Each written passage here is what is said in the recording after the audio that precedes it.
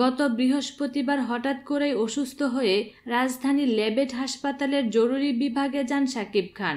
শারীরিক অবস্থা দেখার পর চিকিৎসক অধ্যাপক ডক্টর আব্দুল ওয়াদুদ চৌধুরীর তত্ত্বাবধানে ভর্তি হন। এরপর বিভিন্ন পরীক্ষা নিরীক্ষা করার পর দেখেন শাকিবের গ্যাসের সমস্যা হয়েছে। কিন্তু এরই মধ্যে গুঞ্জন রটে যায় শাকিবের হার্টের সমস্যা দেখা দিয়েছে, কারণ তিনি তো কার্ডিয়াক বিভাগের একটি কেবিনে ভর্তি।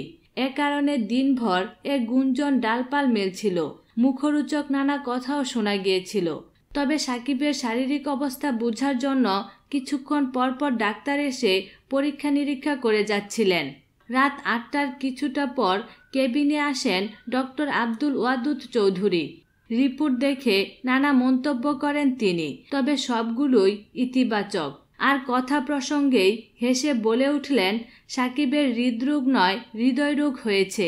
তিনিও বিষয়টি নিয়ে শাকিবের সঙ্গে দুষ্টুমি করেন, কারণ তিনিও এ বিষয়টি নিয়ে বেশ কয়েকজনের কাছ থেকে ফোন কল পেয়েছেন।